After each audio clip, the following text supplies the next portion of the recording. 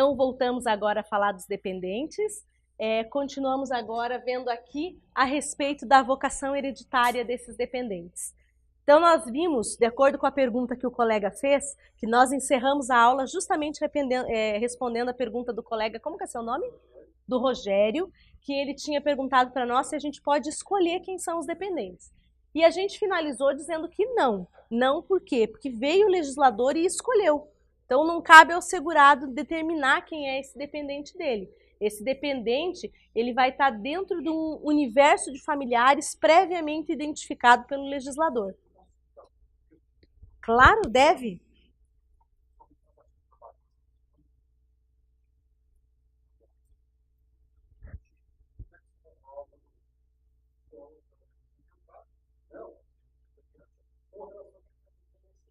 Certo. Uhum.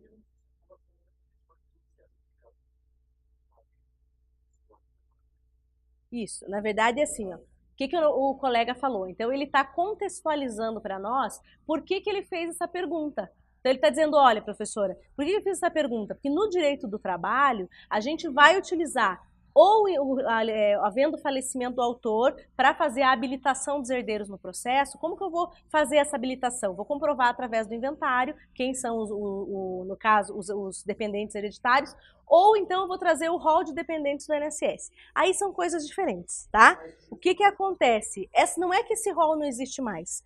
Quando eu vou no INSS e faço o meu cadastro, eu vou preencher os meus dependentes, sim. Ainda existe essa lista de dependentes, tá?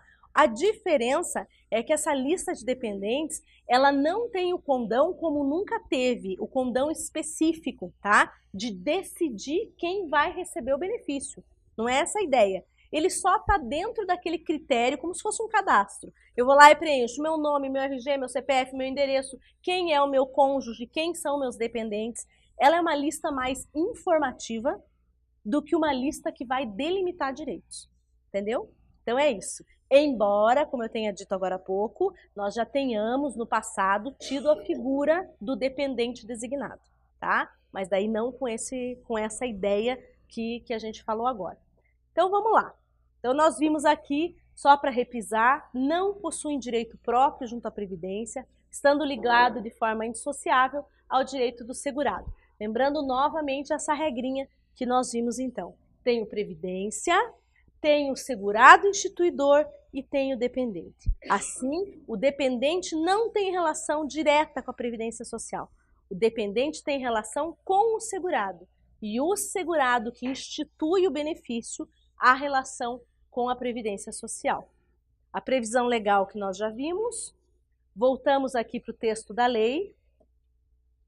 E paramos aqui, antes da pergunta, exatamente vendo a regra de aplicação das nossas classes de vocação hereditária. Então, a tabela de vocação hereditária que nós vimos é aquela divisão dos nossos dependentes em classes. Eu vou listar esses meus dependentes em primeira classe, segunda classe, terceira classe. Então, eu tenho um conjunto de pessoas habilitadas pela legislação, pelo legislador, a serem dependentes. Mas eu divido elas dentro de classes. E essa divisão de classes, segundo a explicação de motivos da lei, ela diz que é de acordo com a proximidade das pessoas ao segurado. E aí eu tenho que aplicar 3 regras. Essas 3 regras, toda vez que eu falar da vocação hereditária, eu vou pensar nessas 3 regras. Primeiro, exclusividade da classe preferencial. Classe preferencial, como nós vimos, quem é? É a primeira classe. Concorrência de dependentes da mesma classe. Então, embora eu tenha uma classe preferencial e embora a hora que eu aplique uma classe, eu necessariamente não chego na classe subsequente, o que vai acontecer? Eu posso ter dependentes da mesma classe. E aí eu preciso saber o que eu faço quando houver a concorrência desses dependentes. E a terceira, presunção de dependência econômica da classe 1 e necessária comprovação de dependência das demais classes, que foi onde a gente parou quando o colega fez a pergunta do concubinato, né, relacionado com o casamento. Aí nós passamos a ordem de vocação previdenciária, que é essa aqui. E chegamos aqui em algumas peculiaridades. Primeiro, equiparam-se aos filhos da letra A da primeira classe, mediante declaração escrita do segurado, e desde que comprovada a dependência econômica, o enteado e o menor que esteja sob sua tutela e não possua bens suficientes para o próprio sustento e educação. O menor sob tutela somente poderá ser equiparado aos filhos do segurado mediante a apresentação de termo de tutela. O menor sob guarda foi retirado do rol desses dependentes por força da 9528, que foi o que a gente comentou no início da aula. Então, quando o colega aqui, o Jean, falou sobre o menor sob guarda, lembra que eu disse para vocês que o menor sob guarda ele ia sofrer algumas considerações referentes à mudança da lei? O que houve então? A legislação retirou o menor sob guarda do rol de dependentes, alegando a ideia da fraude. Por quê? Era comum no passado, principalmente no regime próprio, aqueles pensionamentos no importe de 20, 30 mil reais, aqueles valores maiores, tá? Valores de juízes, magistrados no geral, principalmente militares, o pensionamento ficar para alguém que, em cima da hora, era colocado sob a guarda daquele segurado instituidor. Claro, isso acontecia, a gente sabe que era um mal que existia, mas não justifica você retirar toda uma classe, concordam comigo? Porque a gente tem um conjunto de menores que estão sendo protegidos também pelo Instituto do Menor sob Guarda. E dentro do direito de família, nós sabemos as dificuldades muitas vezes da tutela. A tutela, ela pressupõe requisitos que o menor, que a guarda não pressupõe. Então, muitas vezes é mais fácil eu ter a guarda de um menor do que ter a tutela. Porque a tutela pressupõe o quê? Que eu retire o pátrio poder, que na verdade hoje a gente chama de poder familiar. Então, essa retirada do poder familiar, ela é mais complexa. E o direito de família acaba, muitas vezes, inclusive as famílias mais simples, optando pela guarda. Que a guarda é mais simples, ela não exige tanta formalidade, a guarda não exige que eu tenha que fazer prestação de conta se esse menor recebeu algum benefício. Então é mais fácil, principalmente para as pessoas mais humildes, elas fazerem o requerimento da guarda de um menor, por exemplo, uma avó que cuida de uma criança, um tio que ficou com a criança da família que foi abandonada, ele pega a guarda, muito mais simples do que pegar a tutela. E aí a gente está como se diz, ignorando uma realidade social para se preocupar única e exclusivamente com a fraude. Quando o sistema tem que combater a fraude de outros modos. O mecanismo de combate à fraude não pode ser o mecanismo de cortar direitos. E esse foi o mesmo argumento, essa tese que a gente está usando, são os mesmos argumentos que nós utilizamos para o pensionamento, tá? A pensão por morte. Quando você retira o direito da pensionista, quando você vai discutir a vitalicidade do benefício, porque a pessoa idosa casa com alguém jovem, e aí simplesmente com a ideia de fraudar. Então é o mesmo argumento, poxa, então existe isso, façam o combate dessa fraude de um outro modo, sem prejudicar aquelas pessoas que realmente têm o direito, tá? Mas isso é muito mais complicado do que parece. Como que está o Poder Judiciário sobre isso? Então, com a Lei 9.528 de 97, o menor sob guarda foi retirado do rol. E aí houve uma grande discussão sobre isso, os tribunais foram decisões divergentes, cada tribunal estava se posicionando de um modo, até que veio o STJ e falou não, realmente o menor sob guarda não pode, o benefício não pode ser concedido a ele. 2 ou 3 anos depois, esse histórico tem bem certinho no livro até da doutora Melissa, que é o livro de pensão por morte, o menor sob guarda voltou a ser incluído por força de uma decisão do STF. Só que o STF voltou atrás agora, em 2014, tá? Dizendo que não, nem com a aplicação do ECA. Contudo, existe sim uma decisão do STF de 2014 para o regime próprio. E para o regime próprio, eles mandaram aplicar, mesmo para o menor sob guarda, utilizando a lei do Estatuto da Criança e do Adolescente, dizendo que o ECA coloca eles em situações iguais. O ECA vai equiparar o tutelado e o menor sob guarda, dizendo que ambos são equiparados ao filho. Como o Estatuto da Criança e do Adolescente faz essa equiparação, e ele é uma lei especial, a alegação de quem defende é que a lei especial, ela seria, como ela traz uma proteção social, então, a lei especial da criança e do adolescente traz uma proteção social. E a proteção social tem que se sobrepor a uma restrição legal previdenciária. Em contrapartida, o argumento da União é que, embora o ECA seja uma lei especial sobre criança e adolescente, a 8.213 é uma lei especial sobre previdência. E ela teria, por força, por regra geral, por falta de fato gerador, o condão de restringir direitos por se tratar de previdência e não amparo assistencial. E aí é essa argumentação toda que perdura dos dois lados, tá? Minha opinião pessoal, obviamente que o menor sob guarda tem que ser equiparado ao filho, tá? Acho que é uma tendência, considerando que outros direitos nossos do regime geral também vieram em virtude de boas brigas tidas no regime próprio. O regime próprio tem mais força para brigar. Por quê? Porque o que acontece no regime geral? Nós temos a influência maléfica do Poder Executivo, né? É exatamente disso que trata o meu livro, inclusive. Os direitos previdenciários, eu comecei ontem dizendo para vocês, nós temos às vezes direitos maravilhosos, ele está na letra da lei, mas na hora de aplicar, os tribunais superiores afastam uma regra legal e aplicam um critério econômico, um argumento metajurídico, que a gente chama, é um argumento que não é de direito, é um argumento político, econômico, social, que ele vem de fora e vem fazer parte da nossa decisão.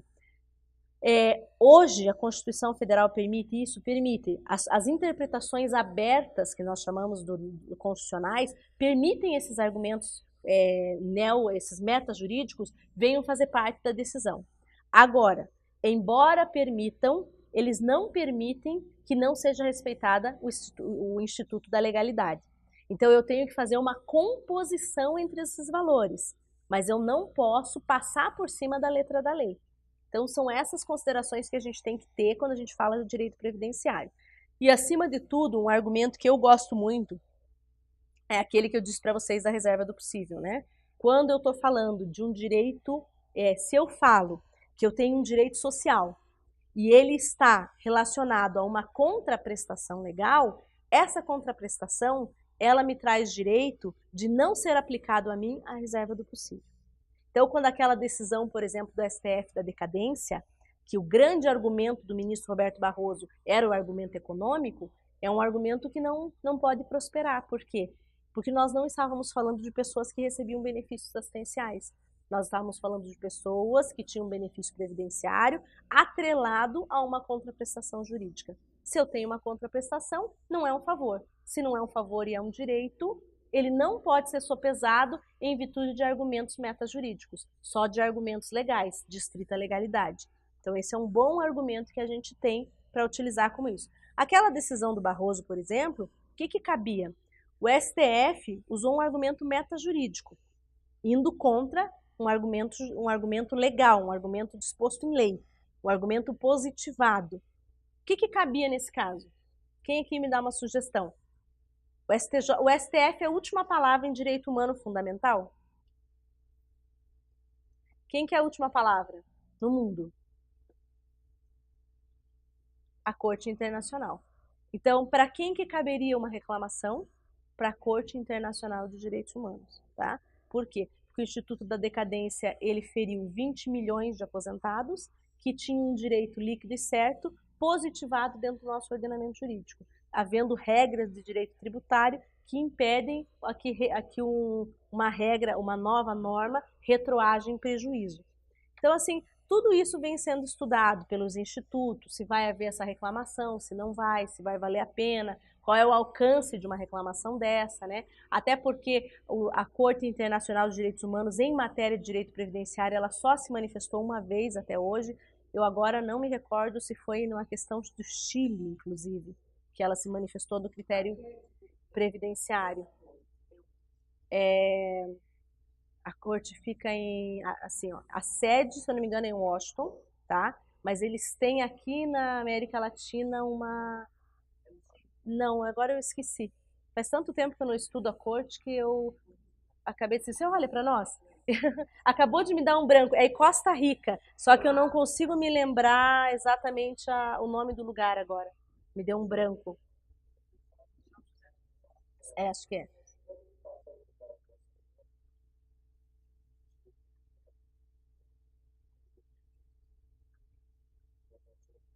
Claro, o colega pediu o seguinte: se eu posso passar o julgado que admitiu o menor sob guarda no regime próprio, né? Como que é um caso, um precedente.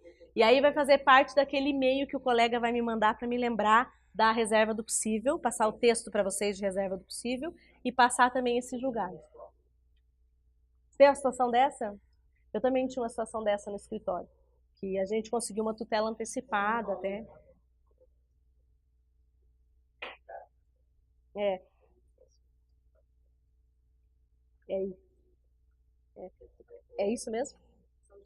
São José da Costa Rica, né? Isso mesmo. E aí a corte principal em Washington, né? Acho que é aí. Que é isso aí. Então é São José da Costa Rica mesmo. Então, veja lá, pessoal. Então, é assim, ó, vocês viram como essa situação dos dependentes, ela tem diversos pormenores, né? Falei para vocês ontem, a legislação é só o artigo 16.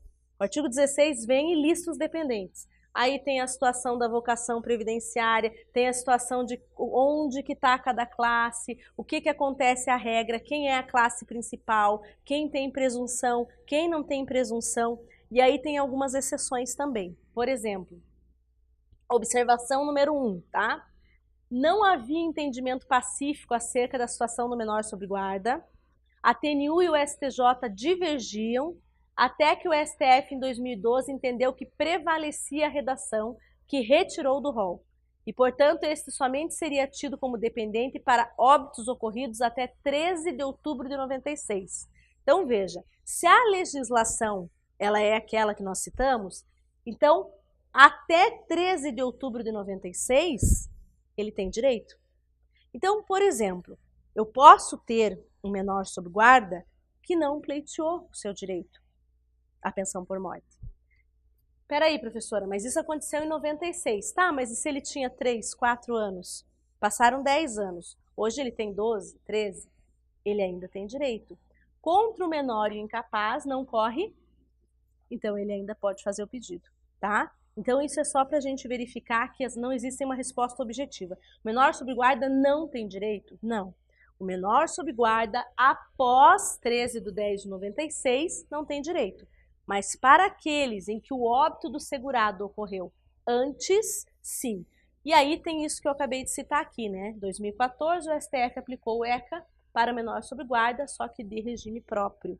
Que daí é essa decisão que eu vou passar para vocês, tá? Eu tenho uma decisão, uma tutela antecipada de uma cliente minha do ano retrasado, acho, que foi confirmada já, mesma situação, tá? Utilizando essa decisão aqui que você falou, essa de 2014.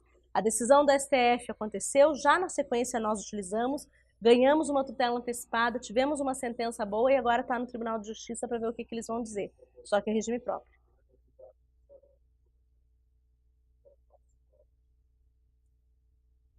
Isso, só que o caso do nosso cliente era regime próprio. Isso que eu ia te falar. O teu também, né? Aí a dúvida é, que foi a que eu coloquei aqui. Para o regime geral, a gente vai seguir essa tendência? É isso que a gente não sabe, tá? Existe repercussão geral sobre o tema, a gente vai ver no que isso vai dar.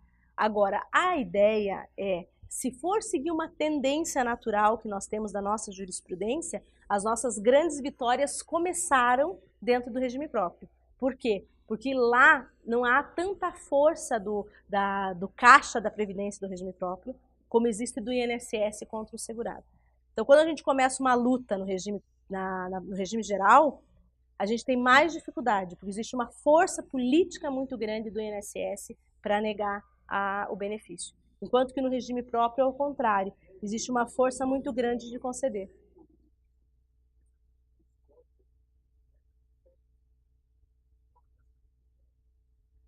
E não é só a estrutura robusta. Eu vou dizer uma coisa para vocês que é minha opinião bem pessoal, mas o que eu vejo, tá? Quando você vai procurar um regime próprio, por exemplo, pelo menos lá, vou dar um exemplo meu lá, né, no município de Curitiba, no estado, a gente vê que não há uma intenção desses regimes de prejudicar o segurado. O que é o problema? Não estou dizendo que o INSS tem a intenção de prejudicar o segurado, mas o servidor do INSS ele tem uma visão equivocada de que ele é o fiscal da lei. Então ele tem uma visão deturpada de que ele é a economia do caixa previdenciário. E aí ele se baseia naquela ideia mentirosa do déficit da Previdência e ele acha, ele se reveste de fiscal da lei, achando que ele é o salvador da Previdência. Falo isso porque eu fui conselheira do CRPS, mesmo que alguns não gostem, mas a gente vê isso lá dentro. E você vê umas arbitrariedades, no sentido assim, eu sou o salvador, eu não vou deixar passar nada. Você vê isso no conselheiro.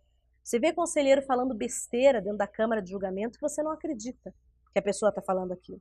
E isso tem um grande problema, a falta de qualificação dessas pessoas. Eu nem culpo o servidor. O problema nosso, ele é um problema de política pública. Como é que você põe uma pessoa para atender lá que não entende da legislação, né? Ela não é treinada para isso. Como é que você vai cobrar da pessoa um treinamento que ela não tem? Oi?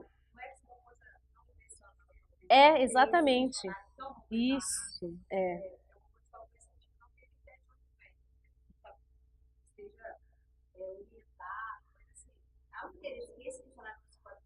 Exatamente. A nossa colega falou assim, que há um interesse, né, parece que institucional, de que esse servidor não seja bem treinado. Olha, a gente já teve muitas discussões disso em congresso, exatamente assim. E tem uma outra coisa, não há um interesse, né, da divulgação do direito previdenciário, tanto que ele nem é obrigatório nas faculdades, não é. Então, assim, nós temos um problema aí muito maior, que é um problema mais complexo, que seria o direito previdenciário em si, a valorização do direito previdenciário, seja ele dentro das faculdades, seja ele no âmbito institucional do INSS, seja ele dentro do Poder Judiciário. Dá para ele o valor que ele realmente tem, que é o que a gente não vê. Sim, com certeza. Oi? Sim. E aí, então, voltando ao assunto, aí o que nós temos esse problema? Esse problema dentro do INSS, ele é muito corrente. E daí nós temos o servidor que acha que está combatendo o déficit e que passa por cima dos direitos, atropela o direito do cidadão. Dentro do regime próprio, embora isso aconteça muitas vezes, mas é em menor grau. Você vê o contrário, você vê o departamento de RH lá do regime próprio, muitas vezes, tentando ajudar o segurado. Muitas vezes você vai lá, por exemplo, no nosso caso, o Progep, o próprio servidor do Progep verifica o que é mais vantajoso para o professor. Olha, professor, aqui o que é melhor para o senhor fazer. Então você vê que dentro do regime próprio, às vezes, eles mesmos orientam o segurado, que é o dever, inclusive, né? Porque o que é o serviço do INSS? O INSS, ele não é parte, eu sempre digo isso para o procurador. Quando o procurador, né, ia lá fazer algum tipo de sustentação, conversar com a gente, no Conselho de Recursos, era raro, mas quando a gente tinha algum processo que interessava para eles, lá não é procurador. Lá, na verdade, é o gerente do SRD, que é o Serviço de Reconhecimento de Direito deles. Eu sempre dizia para eles, analise o direito não como parte, porque o INSS não é parte. Ele passa a ser parte no âmbito litigioso por uma questão de lide processual, mas ele não tem interesse próprio. O interesse do INSS é interesse de quem? O interesse da coletividade, é interesse público. É o artigo 37 da Constituição Federal, o princípio da eficiência. Então o INSS não vai lá para defender o seu interesse, ele não está lá para ganhar ou perder. Ele não tem que ganhar a qualquer custo. Ele tem que conceder o melhor benefício. Enunciado 5 do CRPS. Essa é a obrigação dele, tá? E esse é um argumento muito interessante que a gente deve utilizar mais nas nossas petições, nas nossas sustentações orais, em acordo quando você vai falar, olha, excelência, me desculpa, mas o INSS não está aqui para ganhar ou perder. Ele está aqui para conceder o melhor benefício. Essa é a missão institucional dele. Para isso que ele é um gabinete dentro do Ministério da Previdência Social, tá? Mas, para a gente não se alongar muito nisso, então nós temos toda essa discussão sobre menor sob guarda, que leva a todas essas considerações que nós fizemos, e que ainda não tem uma decisão pacífica a respeito de qual é o rumo que isso vai tomar. Eu acho que nós, advogados, por esse motivo, devemos continuar protocolando as ações, tentando defender a questão do menor sob guarda, porque é uma injustiça ele ter sido retirado do rol, tá? E se o ECA diz que ele está equiparado, que o Poder Judiciário tem que proteger, o Poder Judiciário não, desculpa, que o Estado tem que proteger o seu adolescente, a sua criança, e ele coloca o tutelado em mesma condição do menor sob guarda, ele tem que ser compreendido na legislação previdenciária como equiparado ao filho, da mesma forma que o tutelado. E a gente tem que brigar por isso. Quanto mais a gente brigar, não tem vitória sem briga, né? Se a gente desiste e não insiste, não vamos ganhar nunca. Observação 2, tá? De acordo com a portaria do Ministério da Previdência Social, 513 de 2010, o companheiro ou a companheira do mesmo sexo do segurado inscrito no regime integra o rol dos dependentes e, desde que comprovada a união estável, concorre para fins de pensão por morte e de auxílio-reclusão com os dependentes preferenciais. Isso ocorre desde 5 de abril de 91. Aí eu vou mostrar para vocês o quanto a Previdência Social ela é progressista. No seguinte sentido, desde 91 ela reconhece o direito da união homoafetiva. Embora ela não está dizendo aqui pode casar, porque isso é uma condição que não tem competência a legislação previdenciária, mas ela está reconhecendo que isso acontece no mundo dos fatos e que isso tem reflexos na vida do segurado e que esses reflexos devem ser respeitados dentro do direito previdenciário a fim de conceder a essas pessoas a classe preferencial, ou seja, a classe 1 também. Então, as pessoas que têm a união homoafetiva, elas vão integrar a classe primeira lá, que nós vimos, que é a classe do cônjuge e do companheiro, tá? Então, esse aqui é só para verificar que, independente do casamento homossexual ter sido permitido apenas em 2013 no Brasil, independente disso, tá? A união homoafetiva tem direitos previdenciários desde o ano de 91. E isso já existe em função, inclusive, de portaria do Ministério. Ali eu falei portaria do Ministério da Previdência Social, só para fazer um comentário com vocês. Vocês sabem que agora o Ministério da Previdência não é mais Ministério da Previdência, né? É Ministério do Trabalho, Emprego e Previdência Social. Então, só para lembrar que agora é Ministério do Trabalho e Previdência Social. Voltamos a nos unir com o Ministério do Trabalho ano passado, em outubro. Então, só para lembrar que agora não somos só Ministério da Previdência mais. Algumas peculiaridades ainda, tá? Acerca dos dependentes. Até a 10.403 de 2002, via de regra, e aí vem aquela situação que o colega... Como que é o seu nome? Seu nome? Rogério. O Rogério me perguntou aquela hora sobre escolher quem é o dependente. E aí várias vezes eu falei para vocês, olha, vai ter um slide que eu vou tratar com vocês da ideia de que antes podia escolher o dependente. Então veja, até a 10.403 de 2002, via de regra era o segurado quem inscrevia o seu dependente dentro dos termos da lei. Havendo além daqueles constantes no rol da redação original do 16, o dependente designado podia ser pessoa menor de 21 ou maior de 60 anos ou inválida, dependente economicamente deste. Contudo, essa figura foi extinta no sistema com a 9.032 de 95, tá? E aí, no caso, ele não existiu mais a figura do dependente designado. E a inscrição dos dependentes encerrou em 2002. Então, embora hoje ele ainda preencha, quando faz a inscrição, muitas vezes, os seus dependentes, na empresa, porque isso é na empresa, normalmente, que o segurado empregado faz, ele tem um critério informativo.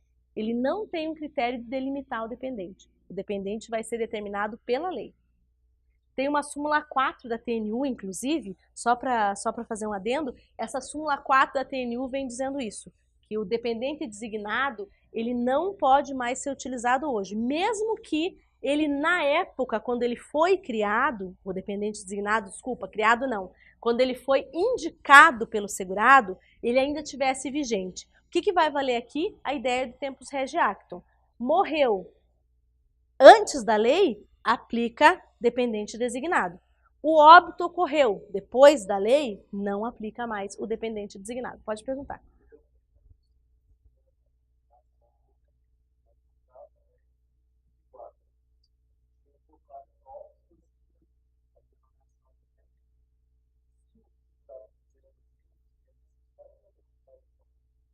Então, a pergunta do colega é a seguinte: se antigamente a pessoa podia fazer a declaração, né, de quem era o seu dependente, e se hoje, se ele quiser, no caso de guarda, se ele pode fazer ou não. O que acontece é o seguinte, só para esclarecer.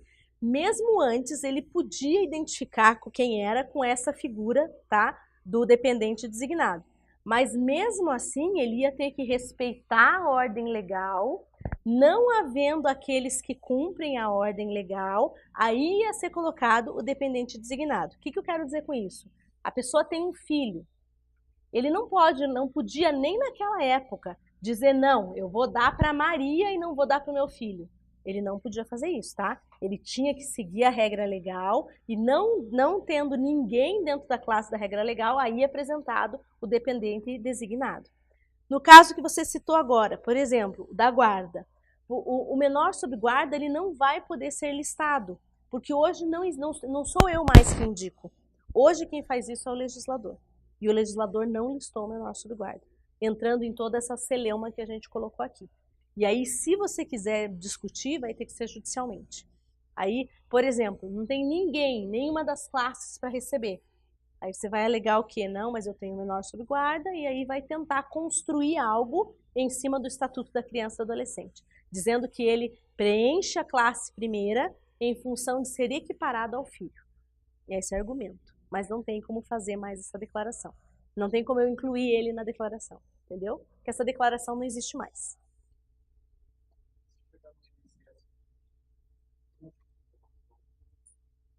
Não constam. Não constam porque esse formulário, desde 2002, teoricamente, ele não existe mais, né?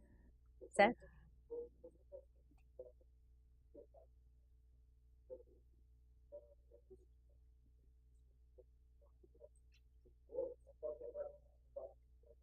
É que o regime próprio, aí a gente vai entrar numa outra seara, né?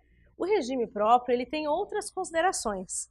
Por exemplo, sim, por exemplo, eu não conheço todos os regimes próprios, mas eu sei que tem regime próprio que ainda permite dependente designado, tá? Ainda tem. Então, não, depende da cada regime próprio. O que é o interessante do regime próprio? E até quando você advoga para o INSS, é assim, ele é igual aqui em São Paulo, em Minas, o que vai mudar são os entendimentos jurisprudenciais, são as casuísticas do local, mas o direito é o mesmo. O regime próprio não. Cada regime tem um contrato de regência diferente. Embora exista a lei lá que trate dos regimes próprios, a maioria das regras cada um vai ter a sua. Então ele vai ter que analisar cada regime para poder dizer isso, sabe? Não tem como afirmar. Então tá, peculiaridades ainda. Então a primeira peculiaridade que a gente viu foi a existência daquela figura do dependente designado. A segunda figura é uma novidade trazida no ano passado, tá? Que é a figura do dependente indigno. Nós não tínhamos essa figura do dependente indigno na legislação previdenciária do regime geral até a medida provisória 664 de 2014, que veio a ser convertida na 13135 de 2015, ano passado. O que é isso? Aquele que tenha sido condenado pela prática de crime doloso que resultou na morte do segurado. Esse é o dependente indigno. Ou seja, aquele que resultou a morte do segurado, sendo um dependente indigno, ele não tem direito à percepção do benefício advindo do fato gerador morte. Considerações a respeito. Isso não havia na legislação até o ano passado, mas ele havia uma construção jurídica em torno disso, pelo critério da moralidade e tudo mais, em cima do direito civil, utilizando aqueles institutos de direito civil que falam do direito sucessório, que no caso seria o... Como é que a gente fala? Lá não é dependente, aquele que recebe os bens, é o herdeiro. Isso, esqueci a palavra. O herdeiro indigno, né? Então, havia uma construção jurídica para que não fosse concedido. O que muda aqui? Como não estava na letra da lei, administrativamente, o servidor do INSS não podia aplicar, certo? Ele era obrigado a conceder. E se não quisesse pagar, tinha que discutir judicialmente.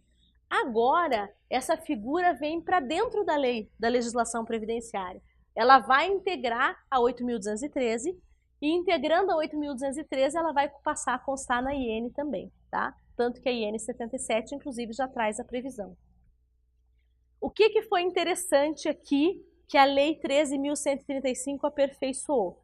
A medida provisória 664, ela vinha falando o seguinte, aquele que cometeu o crime. Peraí, mas aquele que cometeu o crime? E quando? Provado como? Em que momento? Decisão de primeiro grau? Decisão de segundo grau? A medida provisória, ela não falava do trânsito em julgado. Ela dizia aquele condenado por crime. Tá, mas condenado e se não transitou em julgado? E o direito de defesa? E a presunção de inocência prevista constitucionalmente? Então tinha todas essas considerações, né? E agora veio a Lei 13.135 e falou, não, é necessário trânsito em julgado para ser consagrada a garantia constitucional da presunção de inocência. Então, isso restou, essa discussão toda foi elidida pela lei. Então, quando veio a medida provisória, gerou muita discussão, aí veio a lei e falou, não, gente, vamos colocar aqui, vamos reservar aqui que é necessário o trânsito em julgado. E aí toda aquela discussão que a gente tinha não é mais necessária, porque agora ficou certo. Tá, mas o que acontece então se a pessoa teve, o óbito ocorreu, digamos, em fevereiro, na vigência da medida provisória, e a lei só veio em outubro? Como que isso vai ser aplicado? Quem me ajuda aqui? Eu aplico a medida provisória, eu aplico a lei. Tempus regi actum. Nesse caso em especial, tá? Eu vou aplicar a lei por um único motivo, porque o último artigo da lei fala que todo o período compreendido pela medida provisória vai ser readaptado nos termos da lei. Se não, ele estava correto, seria a aplicação da medida provisória, tá? Porque quando eu tenho uma medida provisória posteriormente convertida em lei, se a lei não disser que tudo que estava compreendido, tudo que ocorreu no transcurso da vigência da MP aplica a lei, eu vou aplicar a MP. Mas nesse caso em especial, o último artigo da 13.135 diz assim, para todo o período de vigência da MP 664 e 665, aplica-se os termos desta lei, readequa-se tudo aos termos dessa lei, tá? Então, por isso, senão aplicaria a medida provisória, tá? Por esse motivo em especial. Isso, a pergunta do nosso colega é a seguinte, o dependente indigno vai receber enquanto o processo durar? Vai. Vai. E aí pode haver discussões se ele tem que devolver ou não, tá? Aí pode haver. Por quê? E é uma discussão boa, né? Porque nesse caso não tem boa-fé. E se ficar comprovado que a pessoa realmente matou, por exemplo, e aqui é interessante, porque diferente do direito civil, ele não está falando dos crimes culposos, né? Ele fala doloso aqui, especificamente. Ele está sendo até mais benéfico, porque no caso do direito hereditário, ele compreende lá os crimes dolosos e culposos. E aqui não, aqui são só os dolosos. E aí eu acho que nem haveria muita discussão de boa-fé. Já daria para o INSS receber esses valores de novo, porque a pessoa recebeu equivocadamente, né? Seria... Aí, mas vai gerar uma boa discussão, porque como são casos muito novos, aí outras pessoas vão dizer assim, tá, mas está escrito ali até o trânsito em julgado. Então, enquanto não transitou, seria um direito? Tem argumento para todos os lados, como tudo, né?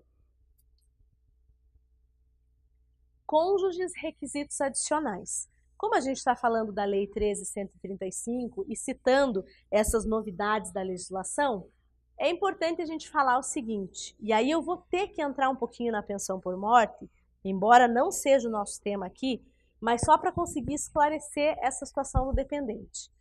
Veja, a pensão por morte sempre foi, dentro do direito brasileiro, um benefício sem carência. O que significa dizer que é sem carência? Significa assim, um exemplo, uma mulher, ela começou a trabalhar ontem, eu tenho um caso assim no escritório, então eu vou dar um exemplo bem específico no meu escritório. Ela começou a trabalhar ontem de caixa num supermercado. Ela começou a trabalhar ontem, ela entregou a carteira dela ontem, então a carteira dela, teoricamente, não está nem ainda registrado. Mas ela começou a trabalhar ontem, certo? Se ela começou a trabalhar ontem no emprego onde ela vai ter carteira registrada, ela é o quê? Dentro dos segurados que nós vimos.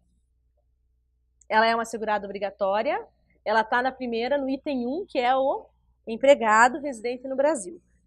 Aí ela começou a trabalhar ontem, na hora do almoço, ela atravessou a rua sem olhar para o lado e foi atropelada por um ônibus. Morreu. Tá? E ela tem uma filha. Aí a pergunta é, a filha tem direito a alguma coisa? Porque no direito brasileiro a pensão por morte não exige carência, certo?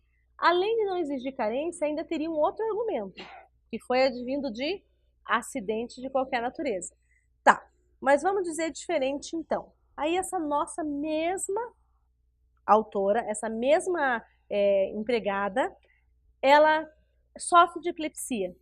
Ela não foi atropelada no almoço, ela trabalhou o dia inteiro, primeiro dia de trabalho dela, ficou cansada, chegou em casa, teve uma crise epilética e morreu. Aí eu pergunto, a filha dela tem direito a alguma coisa? Do mesmo modo, a filha dela tem direito a alguma coisa. O que mudou com essa alteração da legislação?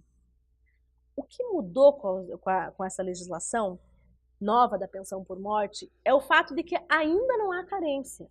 Então, quando saiu, a gente ouviu muita coisa sendo dita. Vai ter carência, vai ter carência. Não, na verdade, ele não vai ter carência. O que muda é a duração do benefício. Por quê?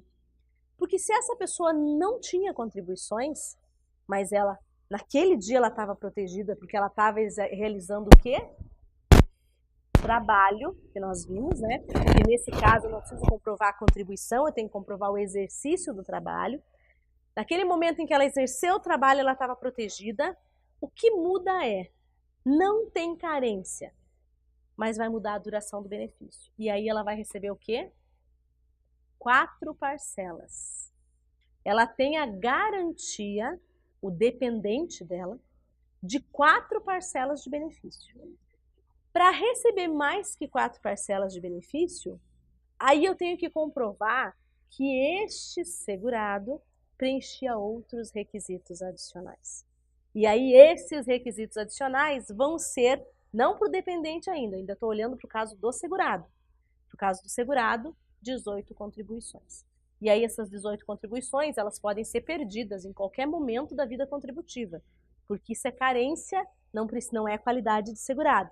Então eu olho para ela como um plano de saúde. Eu preciso de 18 prestações, não importa em qual momento elas ocorreram, tá? Embora a gente não esteja tratando de pensão por morte aqui, é só para a gente tentar chegar agora no dependente. Então esse seria um novo requisito ao segurado. Eu tenho um novo requisito ao segurado, mas eu também vou ter, com essa troca de legislação, um novo requisito ao cônjuge ou companheiro. Qual seria esse novo requisito? E aí eu listei ele aqui para vocês.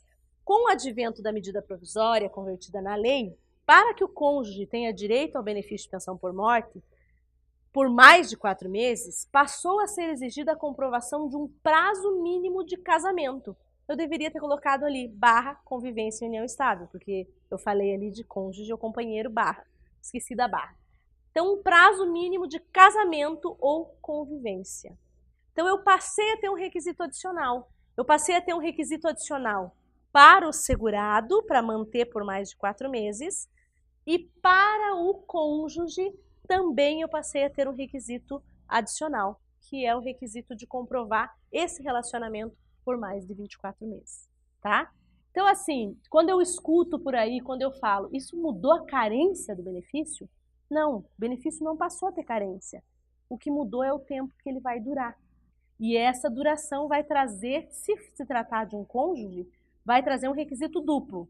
Eu tenho que adicionar um requisito ao segurado, que vai ter que ter pago 18 contribuições, e vou adicionar um requisito ao cônjuge, que vai ter que comprovar a durabilidade dessa convivência de 24 meses, tá? Se for o caso do filho, ele vai ter um único requisito adicional, que é o requisito do segurado, 18 meses. Não vai ter o requisito lógico da convivência. Então é só para vocês entenderem, nós aumentamos os requisitos. O que esses requisitos significam? Eles vêm com aquela mesma intenção, aquela mesma história da fraude. Ah, porque a pensão por morte é o benefício que mais onera, porque é um benefício. Eu cheguei a escutar isso na minha banca do mestrado. Eu escutei uma professora que me disse isso. Ah, mas o benefício da pensão por morte é um benefício que não tem contrapartida financeira no sistema. Veja, como não tem contrapartida financeira, né? A gente não trabalha com o sistema. O nosso sistema, ele é um sistema de repartição simples, um sistema bismarckiano. Então, nós trabalhamos com regra de calculatorial, certo? Então, eu tenho benefícios de pessoas que vão pagar mais e vão ter pessoas que vão pagar menos. Mas o benefício se compensa. O sistema roda e ele se autocompensa. Ele vai se preenchendo. Por exemplo, eu tenho pessoas que pagaram 20 anos e nunca mais contribuíram e que não vão receber nada, porque perderam qualidade de segurado. Eu tenho segurados que contribuíram por longos períodos e que depois migraram desse sistema e nunca aproveitaram essas contribuições. Então, o sistema ele foi desenhado para fazer essa autocompensação. Então, eu nunca vou dizer que uma pensão por morte não tem contrapartida financeira, porque pode depender. Talvez aquele segurado vai pagar uma única parcela, mas um outro segurado vai pagar inúmeras e não vai receber nada. Então, tudo isso tem que ser analisado. Sim,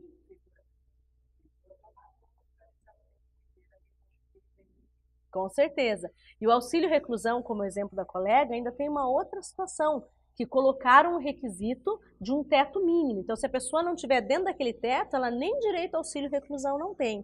Ou seja, então, os direitos eles foram diminuídos, mas aquelas pessoas continuam pagando. Então, esse não seria um bom argumento. Eu continuo acreditando que a pensão por morte, a questão da fraude, ela tem que ser combatida de um outro modo, e não diminuindo direitos. Mas esse, só para que vocês entendam, né, é a fundamentação para trazer esses requisitos novos. Pode falar.